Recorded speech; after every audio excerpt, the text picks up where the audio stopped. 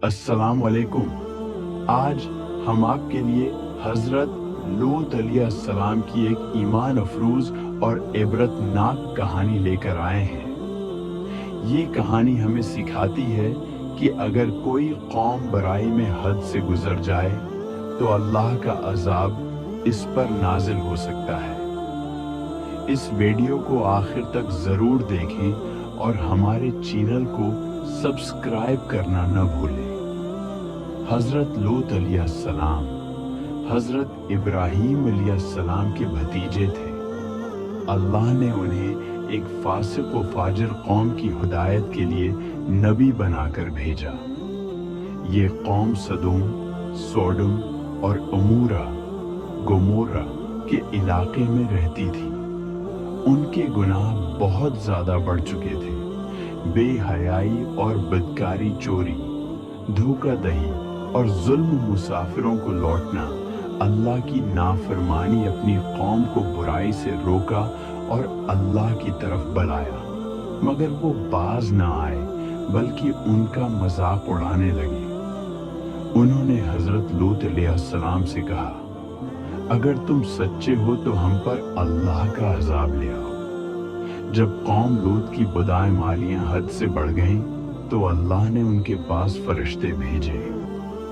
ये फरिश्ते पहले हजरत इब्राहीम अलैहिस्सलाम के पास आए और उन्हें बेटे हजरत इसहाक की खुशखबरी दी और बताया कि वो कौम लूत पर अजाब के लिए भेजे गए हैं।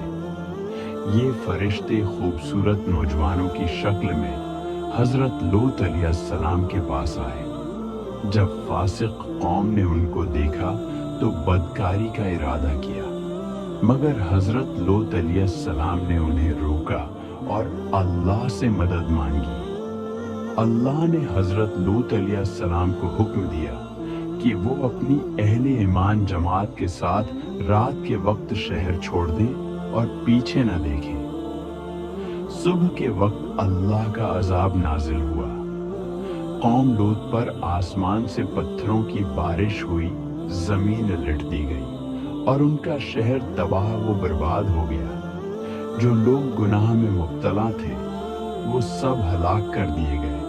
हजरत लूत अलैहिस्सलाम और उनके मानने वाले नजात पा गए, मगर उनकी बीवी जो काफिरों के साथ थी अजाब में शामिल हो गई। ये कहानी हमें सिखाती है कि अगर लोग मुसलसल गुनाहों में मुब्तला हों और हिदायत को ठुकरा दें तो अल्लाह का अजाब आ कर उन्हें खत्म कर देता है।